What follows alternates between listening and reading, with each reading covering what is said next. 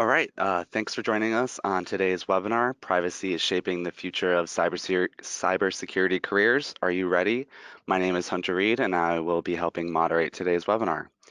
We'll introduce today's speaker in just a few moments, but first we would like to explain a few tips to make this webinar a more interactive and engaging experience. As listeners, you are on listen-only mode. This means that you're muted, but you're more than welcome to ask any questions by typing them in the question panel. We'll have some time at the end to answer your questions. If you're looking for CPEs, this webinar may qualify.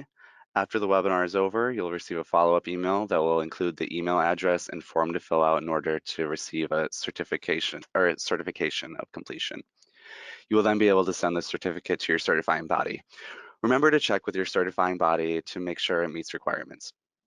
The follow-up email will also include a copy of today's webinar and the webinar slides. Now let's introduce our speakers. We're excited to have Byron Johnson, IAPP Channel Sales Manager for North America, here with us today. In his role as Channel Sales Manager for North America at the IAPP, Byron Johnson manages the official training partner network in the US, Canada, and Caribbean. Byron works to grow and enable official training partners to extend the reach of the IAPP, delivering IAPP training and certification as part of their core competencies. He works with consultancies, law firms, professional training schools, and privacy-focused companies like Infosec to further the IAPP's mission to define, support, and improve privacy globally. He is also joined by Jeff Peters, Infosec's product marketing manager for training, including IAPP certifications. Jeff, why don't you take it away? Yeah, thanks, Hunter. Glad to be here, and thank you guys all for attending this webinar. So I'm Jeff Peters. As Hunter said, I am the product marketing manager for the Infosec training and certifications. And we started working with IAPP about 15 months ago, offering their different privacy certs that they offer. So today, what you can expect on this webinar, Byron's going to be talking about a little background on who the IAPP is and the privacy landscape. And then we're going to switch gears, talk a little bit about how the cybersecurity role is changing and kind of the new era of cybersecurity professional, and in particular how that plays into privacy. We'll talk a little bit about the regulations and how those are affecting cybersecurity roles and jobs. Then we'll talk a little bit about the different IAPP certifications out there and if they're a good fit for you and your career. And then at the end we'll have a Q&A. So if you have any questions, feel free to post them in the chat. We can also answer questions throughout the webinar. So if anything pops up that you would like us to discuss, feel free to drop it there in the chat, and Hunter will be monitoring that for us. But with that, I'll throw it over to Byron to give us a little background on the IAPP. Thanks, Jeff. Byron Johnson here again from the IAPP. Hope everyone's doing well. Just wanted to tell you a little bit about the IAPP.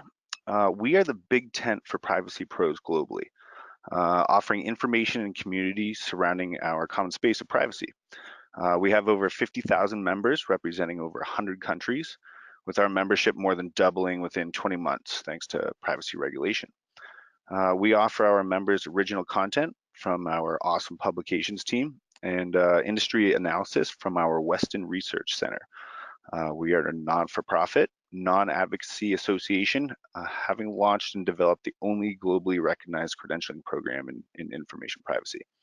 Our certifications and training play a key role in the maintenance and professionalization of the privacy field, now more than ever, with our sole mission to define, support, and improve privacy globally. Thank you so much for being here. Thanks again, Infosec Institute, and happy to be able to share with you. Let's get right into it. So the privacy landscape. You guys have probably all heard of it. It's been in the news lately. Privacy is one of the most important and rapidly expanding and changing fields in the world today. Increasingly, most aspects of daily life involve the often unwitting collection, communication, and use of personal data. My buddy, for example, just got a refrigerator that now can track and make suggestions on when he might run out of milk. It's a pretty interesting time out there.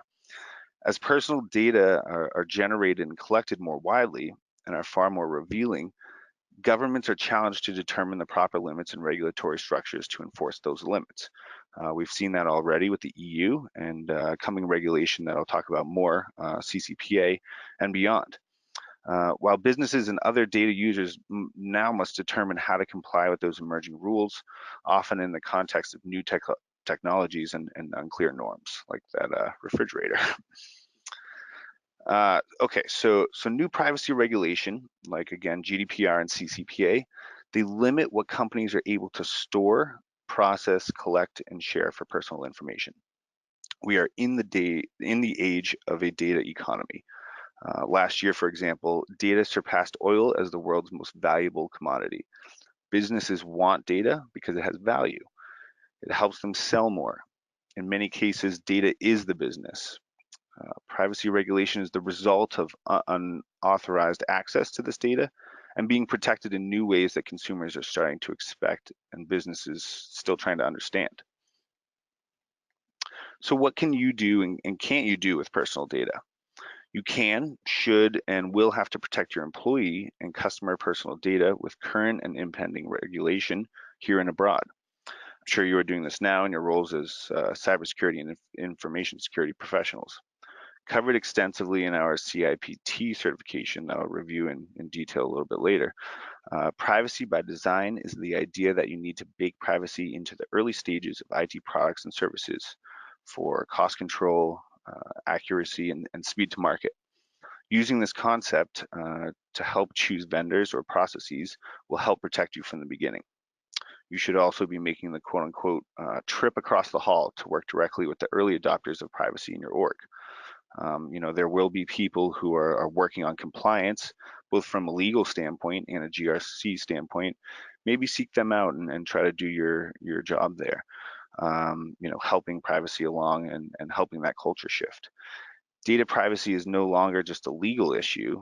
The issue no longer sits with lawyers or governance, risk, and compliance folks. Your role in cybersecurity will be greatly affected by this regulation. The can'ts, for example, you can't store personal information for longer than needed. You can't share data with third-party collectors or processors without the right controls in place to limit their ability to identify specific persons from that information. And you definitely cannot sell personal information, as I'm sure you've heard throughout the breach kind of culture we've gotten into here, without the explicit consent from your customer or employee. These new controls around personal data, though not yet commonplace, will drastically change the way you operate on a daily basis. Your role in cybersecurity is about to change. Jeff, tell us a little bit about that. Yeah, I wanted to talk just a little bit about how the overall cybersecurity landscape is changing. I started here at Infosec a little over a year ago, and one of the things I've really been digging into a lot is the skills gap. Before I was at Infosec, I worked at a cyber threat intelligence company for about 5 years. So I've been in the space for a little bit, and one of the challenges that is really, even going back to when I first started, 5-10 years ago, is this skills gap. I think we're even seeing more and more people talk about it. For example, ISC Squared, they released their workforce study last October and November and revised their number of on-field cybersecurity jobs to 3 million, with 500,000 here in North America. And if you look at this chart here, I'm a visual learner, so this is one of my favorite images to help explain the skills gap. Is the pace of learning is really increasing. Slowly, but it is going up, and that's one of the things we're focused on here at Infosec. Is training and certifications, but the pace of technology is outpacing that. So we're getting this gap, and it seems to be growing and getting worse. And I think privacy is a big part of that. Obviously, we had GDPR just a couple years ago, and now we got CCPA coming. So one of the other things that's been written about quite a bit is this 2-year half-life for all skills, really, but particularly tech skills. Especially thinking in terms of privacy, you might have finally learned all the privacy skills that you need a couple years ago with GDPR, but 2 years later, half those skills may be out of date or irrelevant because there's new laws and new regulations. So yeah, that's obviously one of the challenges here, and that's one of the things that we're really trying to address as a company, and with our various partners like IAPP that we work with. Yeah, on the next slide here, One of the interesting things we did at the start of the year, we surveyed all of our alumni and people who've taken training with us, and we put together our 2019 cybersecurity industry report. And it was the first time I had been involved in a survey like that, so I was actually kind of surprised with the findings. One of the big things that we found was that 62% of InfoSec professionals reported that they did not have clear career paths. And it's, I guess, important to note that of the people we surveyed, I think about nearly 80% had a bachelor's degree, something like 60% had at least 5 years experience. So it's not like we were, talking to entry-level people here. We're talking to people with, who've been in the field for quite a while. And, those people were unsure of their career paths. More than a third of them were not confident in their career goals. And, we had a few other findings along those lines. One of the positive things is that 60% of InfoSec pros are spending at least a few hours a week learning new skills, and nearly all of them are spending at least a few hours a month. So, it's clear that InfoSec professionals need to learn new skills, including, privacy.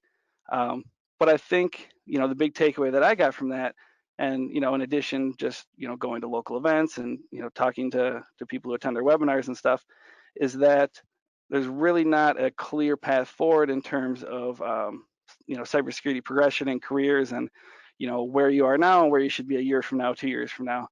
And I think a lot of that's due to the murkiness around privacy. And I think, one of the things, going forward is if we can, really build up your privacy skills, I think that's one potential path that I think is going to become more and more important going forward. So yeah, if you're one of those people who's maybe confused about your career path or you're a little uncertain about your career goals, just looking at the news and the people I'm talking to and working with Byron at IAPP, I think privacy is probably a skill that you want to definitely add to your tool set no matter where you are in cybersecurity. But then there's also a lot of really privacy focused positions that are opening up. So yeah, with that, I'll pass it back over to you, Byron. Yeah, so we have a question here that says, on the topic of cyber skills gap, the more fundamental question is, what are security/business risk resource requirements? Sure. Yeah, so one of the things that we're working on here at Infosec is we have our Infosec skills platform. And one of the things that's on our roadmap to build is our assessments, because I think really, and hopefully this answers your question, is you really have to understand like those risks and get a enterprise-wide look of your skills gap. Is what we're hearing from like the organizations and the analysts that we're talking to. So, when you're talking about addressing your skills gap, there's a lot of stuff about individuals out there, but I think, as an organization, you need to look at being able to test and assess your whole cybersecurity team, your whole IT team, and then your whole organization. That's kind of how InfoSec is built. We have our phishing platform for the whole organization. We have our skills training for the IT team, and then we have our certification trainings, for those more hardcore security folks. So that's really the path that we see forward is, really having that assessment and understanding of your skills gaps, and really using the data to help address the risks within your organization. And that's how I think we want to approach it going forward. And the enterprise organizations that we work with, that seems to be what they're asking from us. Awesome. Looks like that answered their question. All right, and we're going to move on to Byron. Yeah, great points, Jeff. Thanks. And I wanted to add there, awareness training is a great place to start. It might get you and your team kind of thinking about the questions that you should start asking, as you look into what's next for you, whether it be privacy or InfoSec, cybersec, focused. That might be a way to, figure out what's coming next, and also, what might be interesting to you in your career, and then also, how you might be able to help your teams. InfoSec's got some great resources there. Back to privacy here. So how is privacy changing cybersecurity? Our partner True Staffing, who places individuals in many of the roles now asking for privacy prowess, advises that for professionals in either security, governance, or risk, Privacy experience has now become a clear silo of expertise that is desired, if not required, for consultants, advisors, managers, and operators of technology or controls. In other words, you may not need to be privacy policy experts, but any cybersec, infosec professional absolutely should expect to have privacy touch their job requirements meaningfully. Settlements strengthen the argument that privacy is now more than ever a high-profile business issue for organizations. This should mean that privacy offices will receive larger budgets, potentially leading to additional hires to help companies, ensure regulatory compliance. So, the IAPP certifications can definitely help with that, and are actually now being asked by name. Another quote here, hiring managers almost always ask for CIPP certification holders. I'll go over the CIPP certification and the other ones that we offer in a little bit here. And having a CIPP US or E, the USA or E Euro laws and regulations, coupled with a CIPM, the managerial side, almost guarantees a candidate's resume will have greater consideration than a candidate who does not have these certifications. So that's huge for us to hear from organizations that are placing these people in these first privacy roles as they kind of hit the US here. The best way for hiring managers to mitigate risk within their organization is to establish a solid privacy and data governance program. Companies are doing this by training up their teams. Changing your mindset from an information security focused one to an information privacy focused one is a challenge, but the IAPP and Infosec is here to help. In today's global information economy, getting privacy right has emerged as one of the biggest risk factors for most organizations, as well as a potential competitive advantage. In a recent IAPP study of the disclosure statements of more than 100 publicly traded companies, quote, losing customers or employees' personally identified information, PII as we call it, ranks first among disclosed information related risks. So to this end, the IAPP has taken significant steps to start educating tomorrow's privacy leaders. We're actually exploring partnerships with educational institutions to start teaching privacy in classrooms, so the next CISSP is ready to protect their networks as well as their customers' information. I would compare today's privacy landscape to the pre-DoD 8140 and 8570 directives of the early 2000s. Those two lists were created to provide guidance for training and certification, right? There was a very real possibility that underqualified workers performing critical cyber functions poorly could greatly impact our economy, the well-being of our companies, and of course, damage the lives of our consumers. The IAPP is working hard to professionalize the privacy field, as yours was not too long ago. We're just a couple years behind. This is hitting the US now. It's brand new to us. Meanwhile, the EU has been dealing with privacy regulation and kind of a culture for like 30 to 40 years. So this is going to be new. It is going to be a little bit weird, but this regulation will affect you, and the IAPP is trying to validate privacy, using all the resources that we have. So 2018 was a big year for the IAPP. We were sure GDPR, the EU's sweeping privacy regulation, was going to have a significant effect on the world. But when we saw membership double within 20 months, we knew we were going to see the same here in the US. 15 states, that number changes every day, already have proposed comprehensive privacy laws. With CCPA, as everyone's heard, the California Consumer Privacy Act, enforcement starting 1/1 of 2020. That's only a couple of months away. Your counterparts in Europe, as I mentioned, with 30 or 40 years of experience here, have and continue to train and certify in privacy. Our EU market absolutely exploded, with your field well represented. The Pondman Institute actually conducted a study via questionnaire, 29,000 questionnaires, with the findings that the technology sector and those that support the vertical were among the first adopters of GDPR. Why is that, you may ask? Regulation affects cybersecurity. comprehensive changes needed to be made in business practice that started with you, the cybersec infosec people, the people in charge of protecting and controlling the flow of data within and outside the walls of your organization. You would probably agree a basic goal of cybersecurity is to control access to information so that it doesn't suffer unauthorized exposure, right? One goal of privacy regulation, on the other hand, is to influence the way in which unauthorized exposure is defined with respect to personal information, so the information of our consumers and employees, and then spell out the consequences for organizations when they permit such exposure to occur. So in this information economy, all employees, regardless of where they sit in an organization, who come in contact with data, whether that be sales or marketing or even cybersec, IT, infosec, they have to be knowledgeable, have to be aware at a minimum for what they can and cannot do with data before a costly mistake happens. Our courses, the IAPP's courses, delivered by Infosec can actually give you the frameworks and privacy responsibilities for all IT professionals to protect in this new medium. To kind of go over what we do offer,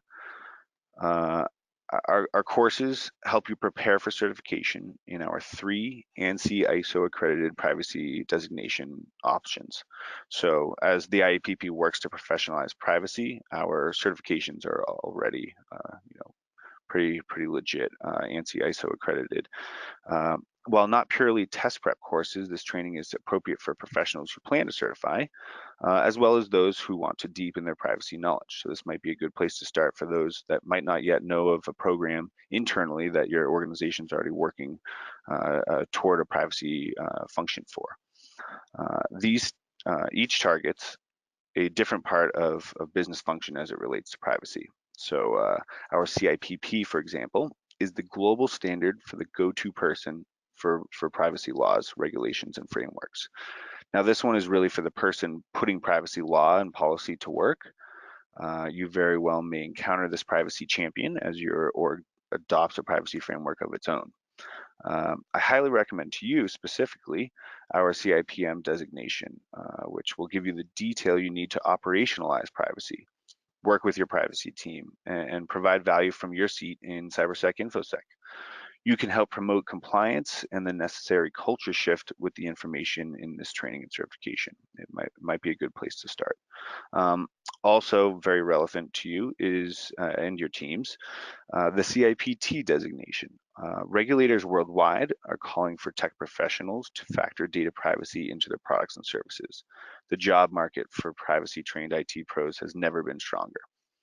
Great value can come from the training, which covers how to communicate privacy issues with partners such as management, development, marketing, and legal, some of the places of the business that we might all, come into contact with. The sections factoring privacy into data classification and emerging tech can be a subject quick value turnaround for you in your everyday functions. Those are things that might be, that you might be dealing with today. So get yourself plugged into the information economy now that technology pros like you can take privacy knowledge and your career to a higher level with Infosec. Jeff, after you. Yeah, you brought up the CCPA, and just in case the people listening aren't aware, with your registration, you should have gotten a link to the free CCPA ebook that we did. We did a different webinar, I think, back in February with Sentinel. We had some really good guests on there who really got into the minutia of the CCPA. So if you really want to dig deep into all that kind of stuff, that ebook's a good start. And then we also have that other webinar.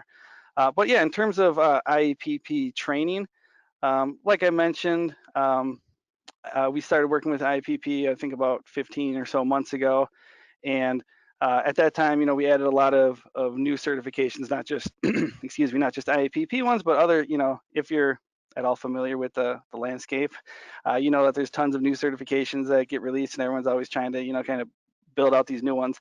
But the IAPP ones definitely, from our perspective, are have really grown, and we've seen quite a few enrollments over the past 15 months with those.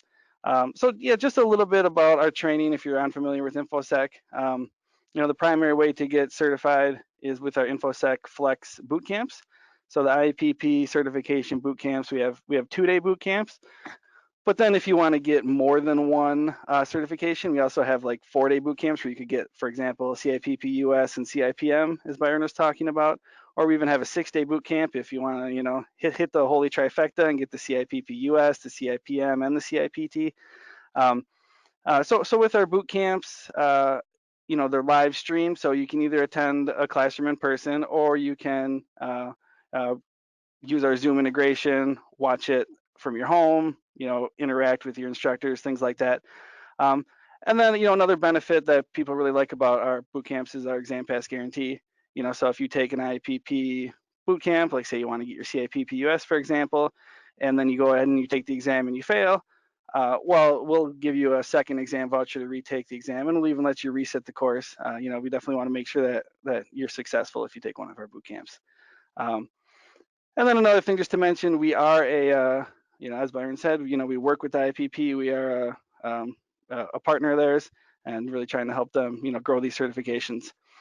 And then I guess the last thing to mention, we have our summer training sale going on right now. So if anyone is interested or planning on getting a IAPP certification in the near future, and I would recommend going to our website, infosecinstitute.com/IAPP, or giving us a call. We'll show the number at the end. But we have up to $1,000 off our boot camps going on right now, along with our exam pass guarantee, and we get a free subscription to all this on-demand training. So lots of big benefits going on. It's our biggest training sale ever. So even if you want to book a boot camp that's scheduled 6 months from now, you can do that before the end of August and lock in those savings. So just something to be aware of out there.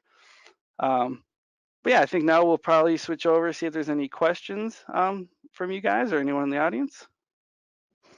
Yeah, like just said, we're gonna answer some questions now. Feel free to still submit those. We have a lot rolling in, so if you want to get any of your questions answered, go ahead and put those in the question panel. So we're having a lot of questions about certifications, it looks like. So Miguel wants to know, he already has the HCISPP from ISC squared. How does that compare to other certs? That's not a certification that we offer at Infosec, so I'm not very familiar with that one in particular. I don't know if you have any insight into that at all, Byron, in terms of how they compare to the IAPP certifications. Not really. I assume it's pretty close to our CIPT, but from a security standpoint. I also wouldn't feel comfortable saying much on it. Just I'm not a pro on that. But it might be a good starting point. If you found that having value, it might be a good starting point to see what else makes sense. Both from a privacy standpoint and other cybersecurity, certifications. Certifications in general are great for you. You're gaining knowledge that will benefit your organization, increasing your salary, or improving your chances of promotion. There's no real terrible reason to get certified. So if you're thinking about it, I certainly would, or at least take the training, and then you can make that decision for yourself. You also enter a community of fellow professionals and peer networking opportunities. So you may be able to ask your peers if that's a good option for you. And definitely look into what Infosec has for that community as well. And I was just going to follow up.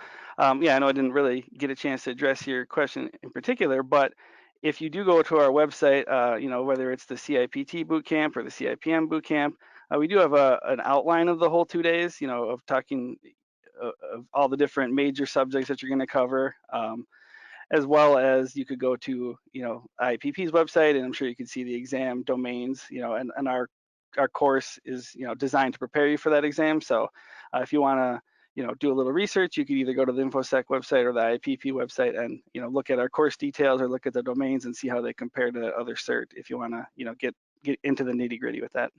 Yep, you can look at exactly the body of knowledge, which both the training and certification exam are based on. Cool. And we have a question here from Madusu. What are the requirements for each of these IAPP certifications? Again, definitely touch base with the website, but the trainings as we offer them are 2 days each. The boot camp model that Infosec offers has a different take on it. They bake in some value that the IAPP doesn't directly. So it's a great place to start. I would say starting with the CIPM might be a great place to kind of understand where privacy is from a larger picture. Um, the CIPP US goes deep into the laws and regulations, and it might seem a little bit dry to someone who's making that jump from cybersec infosec. So check out the CIPM. Definitely go to that body of knowledge. That might be the best place to see what topics are covered.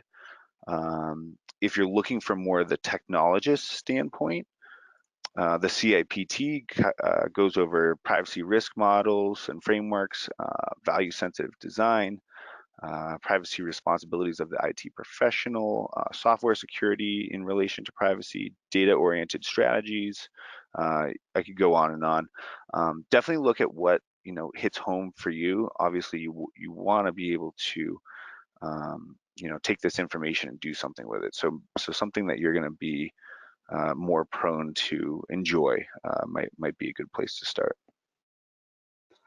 Yeah, and just to follow up, I would say, for our boot camps, there's not any specific, pre-requirements that you need to meet, in order to attend any of those.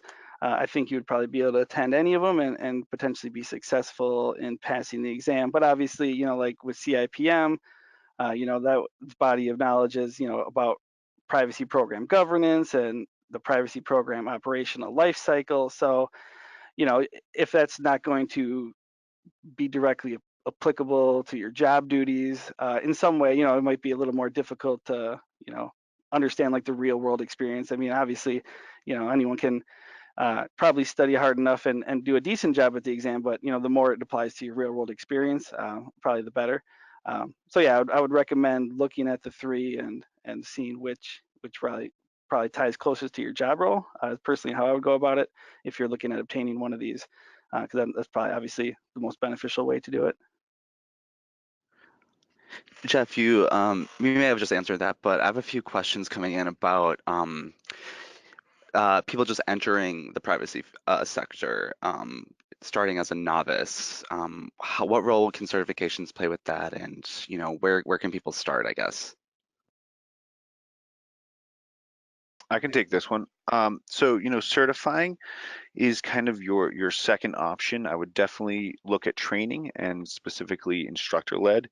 The instructor can really provide a perspective that's helpful to you. If you're able to tell the instructor a little bit about where you're coming from, what you've dealt with in the past, where your career has gone, and where you hope it goes, they might be able to tie some of the privacy frameworks and ideas to things that you've already kind of come into touch with. Um, the real thing here is taking a step into training. That's where awareness training uh, might be a great option where you don't necessarily have to certify. That is definitely the best way to have it, that information make a real impact. Like I was saying before, um, you know, the salary increase alone is usually the driver there for most people, including myself. Um, but it gets you closer to something that's going to be huge. I mean, the EU's business practices have completely changed from GDPR, and they started with a culture of privacy.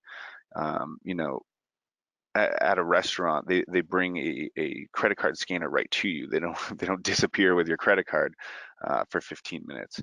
So learning about how privacy is and will affect business from here on out, using this training and certification, certification makes the most sense from a bang for your buck type of thing. It's 4 letters you get to, or 5, that you get to add to your name, saying that you're a professional and you know what you're talking about and you've done the work to to pass an exam. That's it's not easy. It's a step in the right direction to start training and see if it really connects with what you like and enjoy. Yeah, and I would just second what Byron said.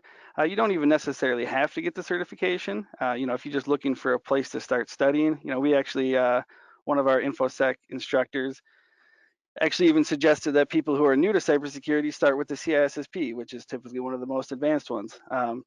Certifications that's available out there. Not that you're going to try to earn the CISSP right away, but you can look at all the domains and you can kind of get an idea of, because that's one of those certifications that's described as a mile wide and an inch deep. So you can get kind of a good view of, where you could be in 5 years or 10 years down the road in your career. And I think you can do the same thing, with the IAPP certifications. You could, if you're just looking to kind of get a feel for if it's something that you would like, you could, look at the domains, the different bodies of knowledge, go to the Infosec website, see what you're going to learn, and just, kind of explore those on your own.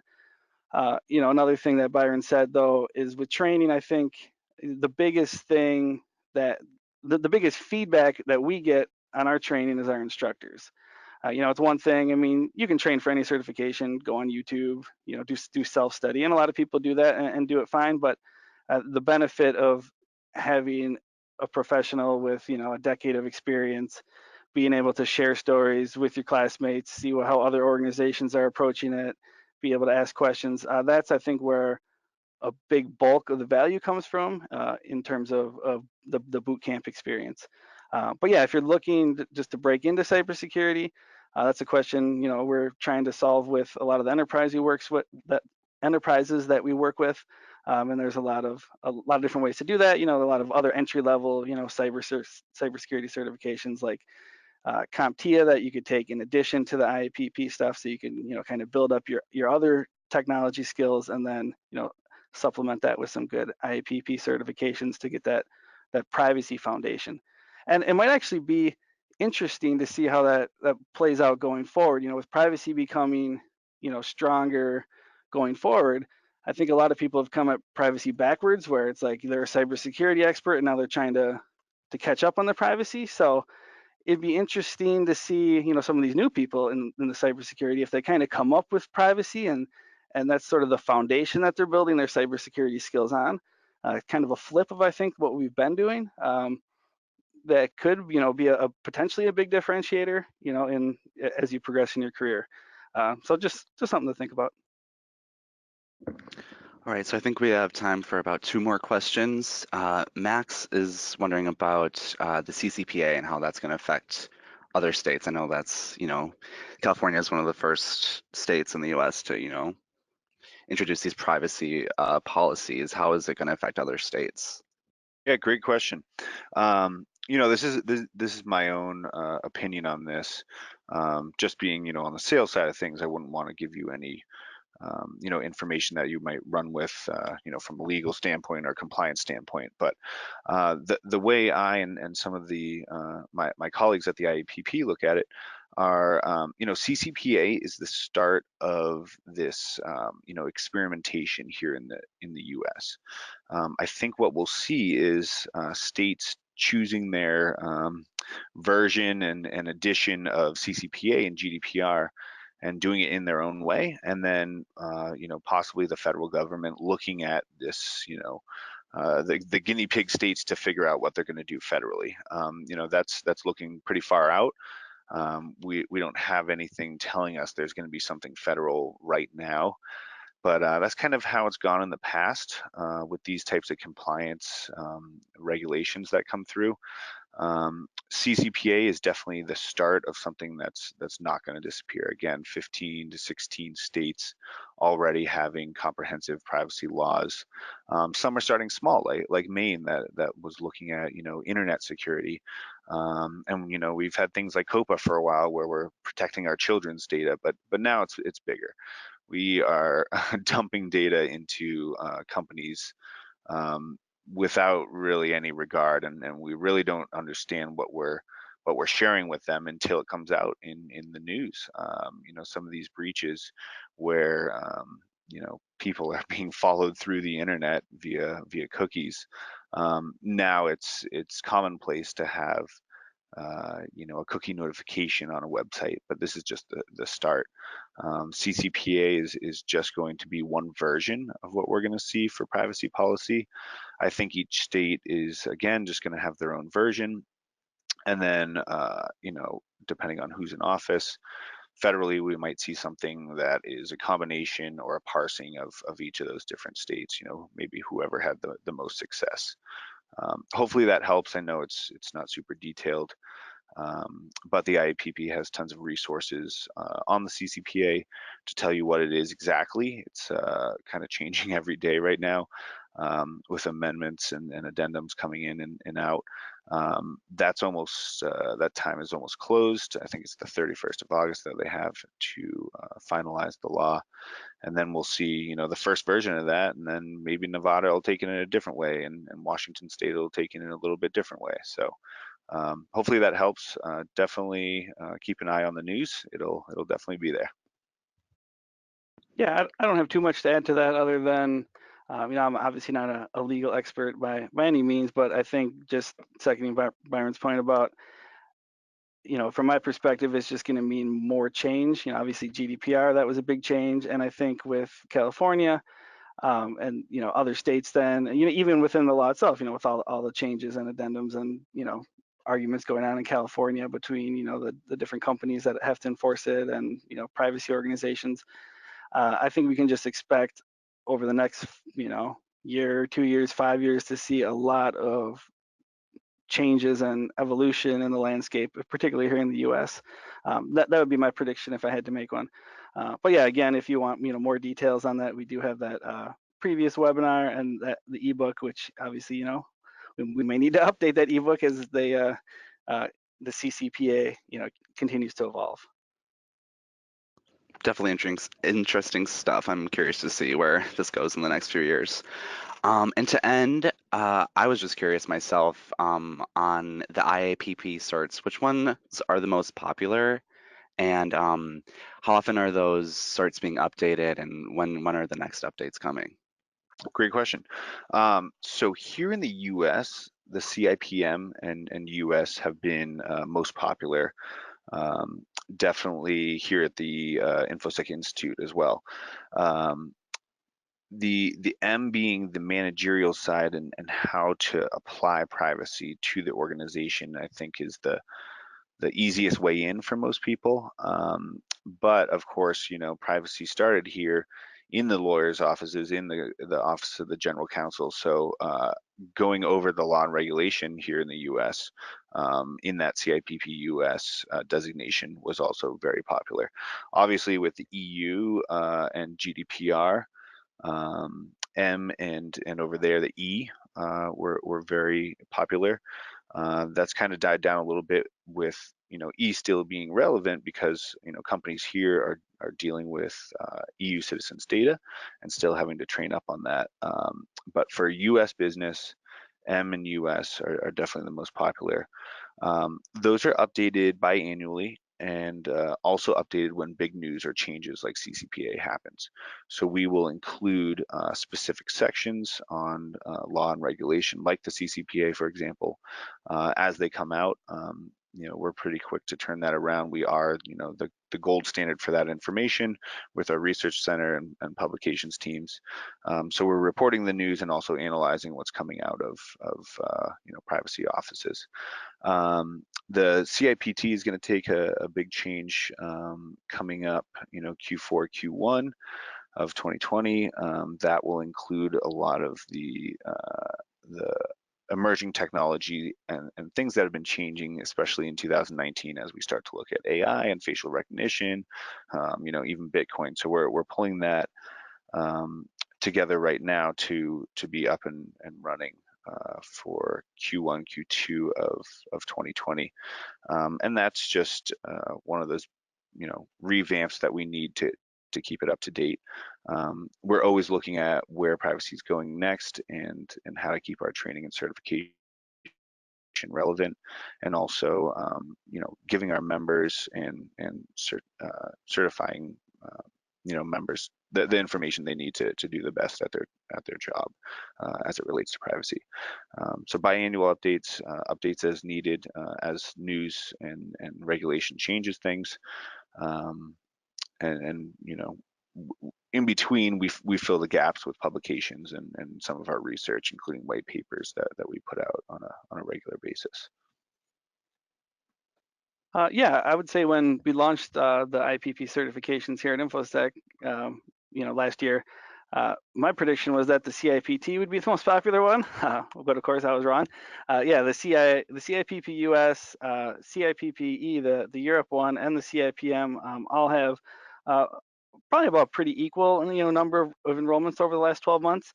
The CIPT is still growing, and we're scheduling courses for that and getting enrollments, but just not quite as many as with the CIPM and those other CIPP ones.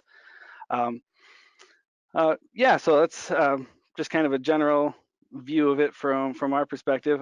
But I think we've seen a good amount of growth overall over the last 12 months with our offerings here at Infosec, and I think if I had to make a prediction, I would say the CIPP US is going to grow quite a bit with the California privacy law, but take that with a grain of salt because I was wrong in my last prediction. But that's kind of where I see it going, is particularly the CIPP US and the CIPM probably growing as the strongest ones for Infosec courses, the most popular in terms of number of courses that we schedule. But I think the other ones are going to continue to grow in popularity as well. Definitely. As we wrap up here, I just wanted to remind you about our biggest training sale ever this summer. If you enroll in an upcoming bootcamp before August 31st, you can get our summer training sale. You'll save up to $1,000 on your bootcamp, get an exam pass guarantee, and after your bootcamp is over, you'll get a 90-day subscription to our new Infosec Skills platform, which has more than 400 on-demand courses to help you keep learning. You can see all of this, all of our IAPP bootcamps by going to infosecinstitute.com/IAPP. And I just wanted to thank Byron for joining us today and Jeff for helping out. You can watch this recording in an email coming soon after this webinar. If you'd like some more information right away, you can head to infosecinstitute.com or call to speak with a rep with the number on screen. We appreciate it if you'd share your thoughts and experiences by filling out a quick survey that should appear up on your screen right after this webinar. Your answers will help us understand your perspective and make our future webinars even better. And again, if you have any questions, please direct them to info@infosecinstitute.com, and we'll be sure to get back to you soon. Have a great rest of your day.